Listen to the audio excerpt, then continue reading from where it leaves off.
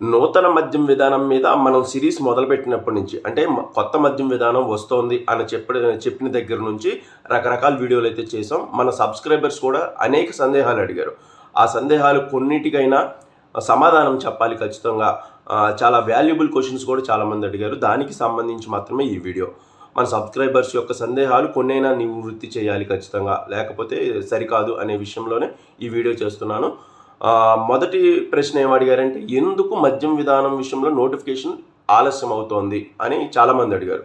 Notification ఆలస్యం అవడానికి ప్రధాన కారణం ప్రస్తుతం ఉన్న రాష్ట్రంలో రాజకీయ పరిస్థితులు అయితే ఒక కారణం అయితే నేను చెప్తాను. 18వ తేదీన కేబినెట్ సమావేశంలో మద్యం విధానాన్ని ఆమోదించిన తర్వాత 20వ తారీఖునే నోటిఫికేషన్ వస్తుందని అంతా భావించాం. 20వ తారీఖు నుంచి దాన్ని 24కు మార్చారు. 24 అంటే 24కు రావాల్సి ఉంది, 24ను కూడా రాలేదు. అంటే నిన్న అది కూడా రాలేదు. దానికి సంబంధించి ప్రస్తుతం ఉన్న రాజకీయ పరిస్థితులు ప్రధాన కారణం అని నేను భావిస్తున్నాను. దీంతోపాటు గత ప్రభుత్వం చట్టం చేసింది. అంటే అప్పటి వరకు ఉన్న ప్రైవేట్ వ్యక్తుల మద్యం లైసెన్సుల విధానాన్ని రద్దు చేస్తూ ప్రభుత్వమే మద్యం విధానాలను కొనసాగిస్తుందని ఒక చట్టం చేసింది. ఆ చట్టాన్ని రద్దు చేయాలంటే శాసనసభను మళ్ళీ పెట్టాల్సి ఉంటుంది. అయితే మద్యం విధానం గురించే ఒకరోజు శాసనసభను నిర్వహించడం అంటే సహేతుకంగా ఉండదు. కాబట్టి ప్రత్యేకంగా గవర్నర్కు ఆర్డినెన్స్ బిల్లును పంపించబోతోంది. ఆర్డినెన్స్ బిల్లు ఆమోదం అవ్వగానే వెంటనే నోటిఫికేషన్ వస్తుంది. ఇది మరో 2 రోజులైతే పట్టే అవకాశం ఉంది. కీలక దశకు వచ్చిన సమయంలో నామినేటెడ్ పోస్టులు కూడా కూటమి ప్రభుత్వం ప్రకటించిన సందర్భంగా ఇంకో 2 రోజులు ఆర్డినెన్స్ మీద సంతకం పెడితే గవర్నర్ గారు వెంటనే ఆమోదం అయిపోతుంది. దానికి పెద్ద ఇబ్బంది అయితే ఏముండదు. సో ఇంకో 2 రోజుల్లో అయితే నోటిఫికేషన్ వచ్చే అవకాశం అయితే ఉంది. రిజర్వేషన్ల గురించి రెండో ప్రశ్న అయితే రిజర్వేషన్ల గురించి అడుగుతున్నారు. ప్రత్యేకంగా రిజర్వేషన్లు అంటూ ఏముండవు, కానీ 10% కూటమి పాలకులు ఎన్నికల్లో ఇచ్చిన హామీ ఏంటంటే గీత కార్మికులకు సంబంధించి మద్యం దుకాణాల్లో ప్రత్యేకంగా రిజర్వేషన్ ఇస్తామని హామీ ఇచ్చారు. దాని మేరకు గీత కార్మికులకు సంబంధించిన 6 కులాలను అయితే గుర్తించారు. 6 కులాలకు ఈ 10% షాపులను పక్కన పెట్టి సుమారుగా 346 షాపులు అంటున్నారు. ఆ 346 షాపుల్లో కేటాయింపులు అయితే జరుగుతాయి. వీళ్ళలో ఎక్కువ గౌడ సామాజిక వర్గం, అలాగే శెట్టి బలిజీలు ఎక్కువ ఉన్నారు. వీళ్ళకి సంబంధించి ఏ ప్రాతిపదికన వీళ్ళకి ఇవ్వనున్నారు ఏంటి, మొత్తం అందరికీ కలిపి ఒకటే ఇస్తారా, లేకపోతే కొంతమంది గౌడాస్కి కొన్ని, లేకపోతే శెట్టి బలిజీలకు కొన్ని అలా ఇస్తారా అనేది అయితే తెలిసిపోతుంది. రేపు ఎల్లుండో నోటిఫికేషన్లో పూర్తి స్థాయిలో దీని మీద అయితే క్లారిటీ రానుంది, తెలిసిపోతుంది. మన దగ్గర ఉంది కానీ అది కీలకమైన సమాచారం. సో మూడో క్వశ్చన్ ఏంటంటే, ఈ రవాణా ఛార్జీలు అలాగే కూలీ ఛార్జీలు ఏమైనా పెరుగుతాయి సార్ అని అడిగారు. రవాణా ఛార్జీల్లో పెద్దగా మార్పులు అయితే ఉండవు. ప్రస్తుతం ఉన్న మా రవాణా ఛార్జీల్లోనే మొత్తం రవాణా ఛార్జీలు అంటే బేవరేజెస్ నుంచి గోడౌన్ నుంచి రిటైల్ షాపులకి పంపించే విషయంలో అయితే ఏమాత్రం తేడాలు ఉందో కూలీ కూడా అంతగా పెరిగే అవకాశం అయితే నాకైతే కనిపించడం లేదు.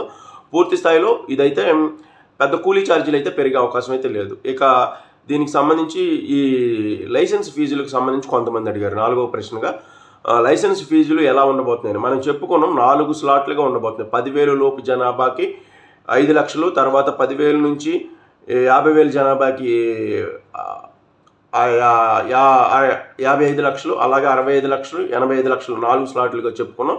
ఈ 4 స్లాట్ల మీద కూడా మనం క్లారిటీ ఇచ్చాం. ఏ దుకాణాలకు ఏంటి పరిస్థితి అనేది ఇచ్చాం. దానికి సంబంధించి అప్పుడు నోటిఫికేషన్లో మీ యొక్క జనాభాని, అంటే ఇప్పుడు పెద్ద పట్టణాల్లో అయితే 5 లక్షలు మించిన పట్టణాలు, విజయవాడ లాంటి పట్టణాలు, విశాఖపట్నం లాంటి పట్టణాల్లో అయితే 85 లక్షల మేర ఉంటుంది షాప్ లైసెన్సు. అది 2వ సంవత్సరం 10% పెరుగుతుంది. అంటే 10% పెరిగేలాగైతే మార్గదర్శకాలు అయితే ఇవ్వబోతున్నారు నోటిఫికేషన్లో. సో 4వ ప్రశ్న అయితే ఇది ఎక్కువ మంది అడుగుతుంది అయితే ఇది. ఇక 5వ ప్రశ్న అయితే కొత్త మద్యం బ్రాండ్లు ఎప్పుడు వస్తాయన్నా అని చాలామంది అడుగుతున్నారు. కొత్త మద్యం బ్రాండ్ల విషయంలో ఇప్పటికే నిర్ణయం తీసుకున్నారు. ఒక్కొక్కటి మద్యం షాపుల్లో అయితే వచ్చేలాగైతే ప్రయత్నాలు చేస్తున్నారు. చాలామంది అయితే మద్యం షాపుల్లో మద్యం సరిగా లభించడం లేదన్నా ఇప్పుడు అని చెప్తున్నారు. అంటే గ్రాడ్యువల్గా కొత్త మద్యం విధానం వస్తున్న నేపథ్యంలో పాత మద్యం విధానంలో ఉన్న బేవరేజెస్కి సంబంధించిన ఆర్డర్లు ఉంటాయి. ఆ ఆర్డర్ల యొక్క కేసుల్ని లేకపోతే ఆ మద్యాన్ని అమ్మాల్సి ఉంటుంది. సో దాన్ని గ్రాడ్యువల్గా తగ్గిస్తూ ఉండడం వల్ల షాపుల్లోకి అయితే మద్యం కొరత అయితే కనిపిస్తోంది. ఇది అక్టోబర్ 2వ వారానికి అయితే ఫుల్ఫిల్గా కొత్త మద్యం బ్రాండ్లు రానున్నాయి. ఒక్కొక్కటి రానున్నాయి. మల్టీ బ్రాండ్స్ కంపెనీస్ నుంచి, మల్టీనేషనల్ కంపెనీస్ నుంచి అయితే ఈ బ్రాండ్స్ రానున్నాయి. కాబట్టి పూర్తి నాణ్యతగా ఉండే అవకాశాలు అయితే ఖచ్చితంగా ఉన్నాయి. సో అక్టోబర్ 2-3 వారాలు అయితే పూర్తి స్థాయిలో వైన్ షాప్స్, కొత్త వైన్ షాప్స్లో ఈ కొత్త మద్యం బ్రాండ్లు అయితే దొరకనున్నాయి. గతంలో లాగా 140 రూపాయల బ్రాండు, 180 రూపాయల బ్రాండు, 200 బ్రాండ్ అని కాకుండా పేర్లతో పిలిచి ఆ మద్యం బ్రాండ్లు తీసుకునే అవకాశం అయితే ఖచ్చితంగా కనిపిస్తోంది. ఇక షాప్ లైసెన్స్ ఫీజులకు సంబంధించి అడుగుతున్నారు. 6 ఇన్స్టాల్మెంట్స్లో దీన్ని కట్టాల్సి ఉంటుందన్న. 6 ఇన్స్టాల్మెంట్స్లో అయితే దీన్ని చెల్లించాల్సి ఉంటుంది ఎక్సైజ్ శాఖకి. దీనికి సంబంధించి ప్రత్యేకంగా లైసెన్స్ ఫీజు ఏమి ఉండదు. దరఖాస్తు ఫీజు కూడా 50,000 పెట్టబోతున్నారు. 2 లక్షలు ఈఎంఐ సొమ్ము. ఇదే కన్ఫర్మ్ కానుంది. త్వరలోనే ఈ పూర్తి స్థాయి నోటిఫికేషన్ వివరాలు కూడా, అంటే మన దగ్గర ఉంది కానీ మనం బయట పెట్టే అవకాశం లేదు. సో నోటిఫికేషన్ వివరాలు కూడా పూర్తి స్థాయిలో బయటకు వచ్చే అవకాశం ఉంది. 2 రోజులు కాస్త మనం ఓపిక పడితే పూర్తి స్థాయిలో అయితే దీనికి సంబంధించి ఒక క్లారిటీ రానుంది. అలాగే 7 రోజుల పాటు అయితే దరఖాస్తులు తీసుకుంటున్నారు. 7 పని దినాల్లో అయితే దరఖాస్తులు తీసుకుంటున్నారు. దానికి సంబంధించి వెంటనే డీడీలు తీసుకునేలాగా బ్యాంకులు ఉండే సమయాల్లోనే డీడీలు తీసుకునేలాగా అయితే ప్రోత్సహిస్తున్నారు. బ్యాంకుల్లో ఈసారి చాలా రద్దీ ఉంటుంది కాబట్టి ఎవరైనా వైన్ షాపుకు పోటీ పడాలనుకునేవారు దీనికి సంబంధించిన డీడీలు చాలా జాగ్రత్తగా తీసుకోవాల్సిన అవసరం ఉంది. ఏమాత్రం స్పెల్లింగ్ మిస్టేక్స్ లేకుండా దరఖాస్తులను కూడా పూరించి వేయాల్సిన అవసరం ఉంది. ఏ షాపుకు వేస్తున్నాం, ఎవరి పేరు మీద వేస్తున్నాం, ఏంటి అనేది తీసుకోవాల్సిన అవసరం ఉంది. పర్మిట్ రూములు కూడా ప్రత్యేకంగా 6వ క్వశ్చన్గా చెప్తున్నానండి ఇది. పర్మిట్ రూములకి ఎలా ఇస్తారన్న అని చాలామంది అడిగారు. పర్మిట్ రూములకి ప్రత్యేకంగా అయితే అనుమతులు ఏమీ ఉండవు. వైన్ షాప్ని ఎవరైతే పాడుకుంటున్నారో వాళ్ళకి సంబంధించిన వ్యక్తులు తీసుకుంటే స్థానికంగా రాజకీయ పరిస్థితులు కూడా ఉంటాయి. కొందరు ఎమ్మెల్యేలు వాళ్ళ అనుచరులకు ఇచ్చుకోవడం, లేకపోతే స్థానికంగా ఉన్న నేతలకు ఇచ్చుకోవడం లాంటివి ఉంటాయి. పర్మిట్ రూములు ప్రత్యేకంగా ఉండవు. పర్మిట్ రూమ్ అనేది ఎక్సైజ్ శాఖ ఇస్తున్న అనుమతి కాబట్టి దానికి నిబంధనలు తగ్గట్టు ఉంటే కనుక ఖచ్చితంగా పర్మిట్ రూమ్ ఇస్తారు. తర్వాత ఎక్సైజ్ శాఖ ఎలాంటి దీంట్లో ఉండబోతుంది, ఎక్సైజ్ శాఖ మొత్తం కొత్త మద్యం విధానంలో ఎలాంటి పాత్ర వహించబోతుందని చాలామంది అడిగారు. ఎక్సైజ్ శాఖ పూర్తి స్థాయి అధికారాలను గతంలో 2019 కంటే గతంలో ఎలా ఎక్సైజ్ శాఖ ఉందో కేసులు పెట్టే అధికారం కానీ పూర్తి స్థాయిలో మద్యం ఆదాయం పెంచే విషయంలో కూడా ఎక్సైజ్ శాఖ పూర్తి స్థాయి అధికారాలు ఇవ్వనున్నారు. కాబట్టి గత స్వరూపమే ఎలా ఉందో పూర్తి స్థాయిలో ఆ స్వరూపమే మళ్ళీ ఎక్సైజ్ శాఖ రానుంది. అలాగే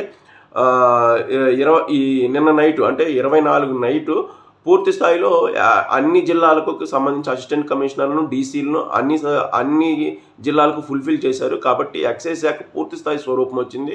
ఎక్సైజ్ శాఖ పూర్తి స్థాయిలో ఇక అధికారాలు అయితే దక్కనున్నాయి. అంటే ఈ మేజర్ క్వశ్చన్కి మాత్రం నేను సమాధానం చెప్పాను. ఇంకా ఇతర క్వశ్చన్లు ఏమైనా ఉంటే మీరు కామెంట్స్ రూపంలో నాకు తెలియజేయండి. ఖచ్చితంగా దీని మీద మళ్ళీ వీడియో చేస్తాను.